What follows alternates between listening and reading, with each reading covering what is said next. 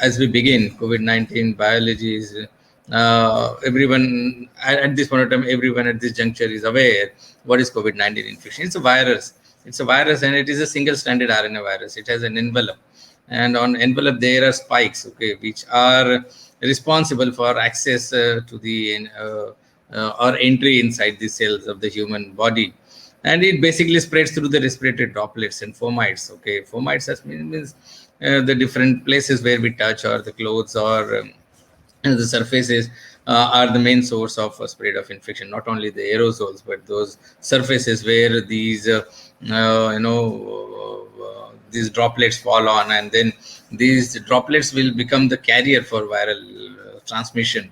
And then there are different receptors in the body which also helps to gain the entry of this virus inside the cells, especially ACE2 receptors, which are located on the type 2 pneumocyte, and it is basically responsible for allowing the virus to come inside the cells, which is called as endocytosis. So overexpression of ACE receptors in some patients, or underexpression of these ACE receptors, may be basically responsible for the viral load or viremia. Okay, so some patients who have excessive ACE receptors, which will help to gain the entry of the virus, they will have more severe viral infection. This is still an hypothesis. We still have to work a lot on again what are the different parameters which are responsible for viral entry. But ACE receptors, which is located on the type 2 pneumocyte, is basically responsible for entry of the cells. And when the virus gains entry inside the cell, it has an incubation period. Incubation period means the viral multiplication keeps on happening over here. Basically, for first 3 to 12 days, the virus comes inside the cells, and then the virus comes out of the envelope, RNA envelope, and then there is replication of the mRNA, and then there is production of the proteins which will produce the capsule of the virus. The mRNA transcription is basically responsible for the multiplication of the virus, and it is at this stage, if we can control the replication or polymerization of the mRNA, probably we can control the viral load, and probably the further complications can be prevented. And then patient has symptomatic period between 2 to 7 days. So generally some patients may be asymptomatic. Okay, it is also found out with the different articles being published that majority of the patients may be asymptomatic, especially the healthy people, or those people who have less viral load, they will remain asymptomatic. But the symptomatic patients will definitely have predominantly respiratory symptoms, like they may have cough, they may have fever, they may have different symptoms that I would like to emphasize in my coming slides. But the period of infectivity is really uncertain. We don't know. Some patients may have infectivity for 15 days. Some patients may have infectivity up to 20 days. It is also found out that those patients who are immunocompromised, those who have undergone chemotherapy for cancer or HIV, or some patients who are diabetic, or those who are on immunosuppressant drugs like steroids, or some immunosuppressive drugs, there the viral prodrome is more prolonged. The viremia is little more prolonged in these patients. So isolation of this virus from the respiratory specimen or other secretions like blood or stool is very essential. So unless we do viral RNA detection, we can't actually diagnose whether the patient is suffering from COVID-19 infection. The different tests that are available, like RT-PCR, and then now the antigen detection tests are also available, which helps us to detect the presence of COVID viral infection. Even these RT-PCR tests are also sometimes may mislead us, because RT-PCR test may be positive in only 65% of the patients. Still 35 to 40% of the patients may be negative. So we can't just remain dependent upon these tests like RT-PCR and all. So we have to go clinically. We have to see some radiological evidence whether the patient is having COVID-19 infection, because some patients who were tested negative with the RT-PCR, we have found out from the radiological or CT finding that they had lung infiltrates, and the typical lung infiltrates will be subpleural and all that. So it is also seen that this virus not only is found in the respiratory specimen, but it is also found in the blood and urine or stool of the patient. So handling of these specimens is also has to be very judicious, because one can get transmission of the infection from these specimens, especially the respiratory specimens. Okay, and then duration of viral shedding is also variable, because some patients who are asymptomatic or immunocompromised, okay, they may not have symptoms, but they will still be shedding the virus, which may be variable, maybe 2 weeks, 3 weeks as well, maybe 1 week. So it is also very essential that how long we come in contact with these patients who are spreading virus, okay, or who are symptomatic. That duration of contact period is also very, very important. The longer the duration, higher is the viral load. So that's why it is very essential that whenever we have a person who has come in contact, we make sure that we stay away. We keep a distance of at least 6 feet, and then we should wear mask, and we should emphasize more on hand washing. These three tools are very important for control or avoidance of the spread of infection. As far as the transmission of infection is concerned, transmission is basically from person to person, but it is also hypothesized that the transmission has come up from animals, especially the bats or pangolin, or some snakes which are eaten raw in China. It was an hypothesis. We still don't have enough evidence whether there is animal to human transmission, but the data that is available from the Chinese Wuhan city and all other various literature also have given us some clue that there is also a risk of transmission of infection from animals to the human being. But human to human transmission is definitely identified, and it is also hypothesized that probably this virus may have come up from the laboratory and leaked from the laboratory, and that may have led to the spread of infection elsewhere. So, but it is very essential to understand the fact that it is a transmissible virus, and the mutations that are happening.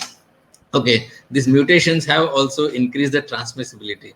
Probably the infectivity might not have increased, but as we see the UK variant and all, so there the transmissibility is probably 7 times higher than the previous variant of the virus. So as the mutations will keep happening, the viral behavior also keep changing.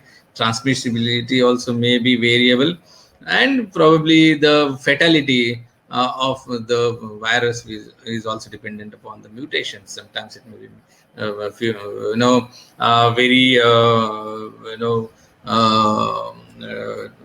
very much difficult to control the complications that are associated with that. So it is essential to understand that this virus is transmissible, and it also depends upon the respiratory droplet. Larger the size of the respiratory droplet, larger is the spread of infection. So generally, if the droplet is more than 5 millimeter, it usually stays in the air for short time. But if the respiratory droplet is less than 5 millimeter, it may remain in air for longer time.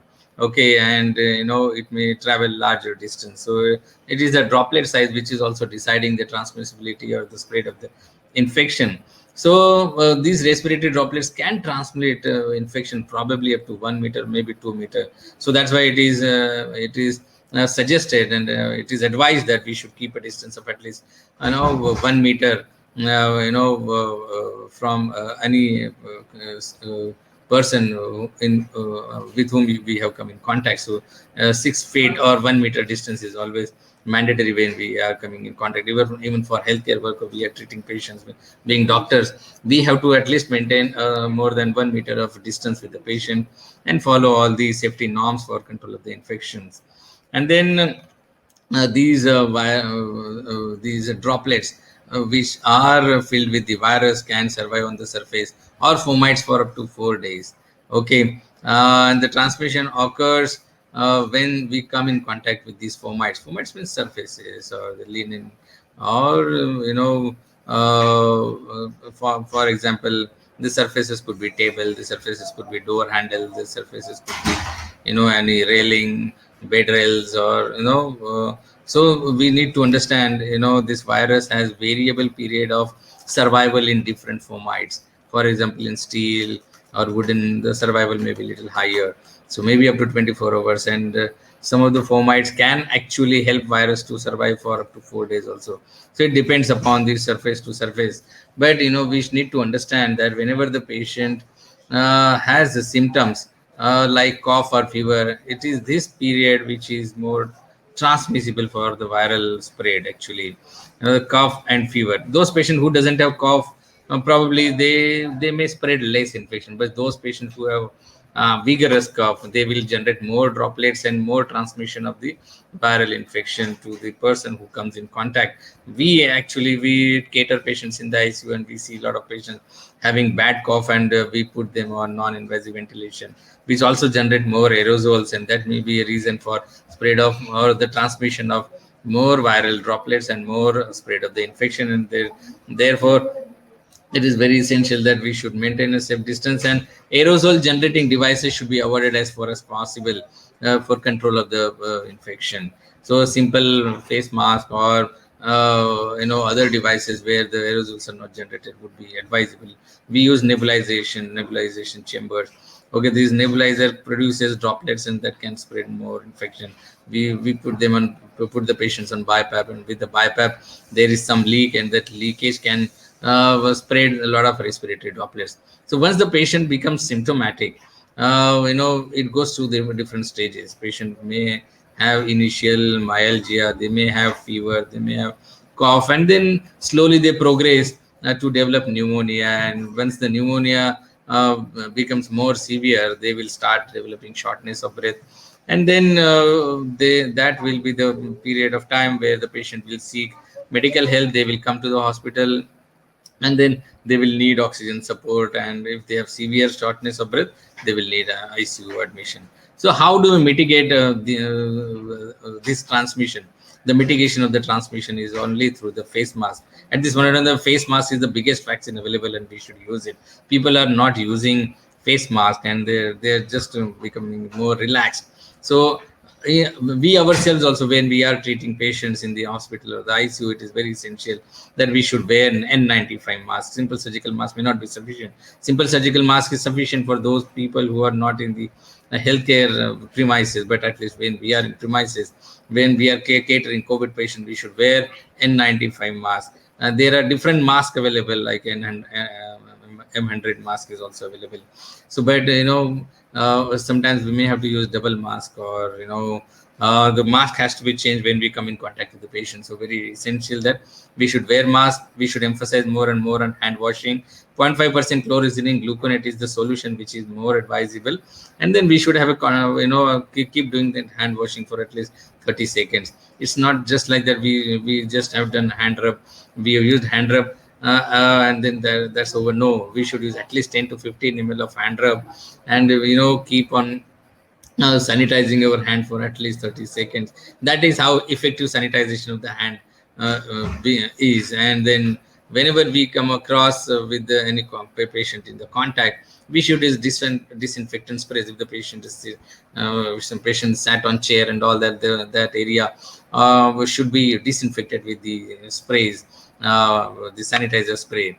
And then we should have travel restrictions. We should have government has put a lot of emphasis on lockdown and travel restriction, and that is how we have been able to control the spread of infection. Even with this COVID pandemic second wave, we have seen that after employing lockdown and travel restriction, we have been able to control the COVID-19 infection.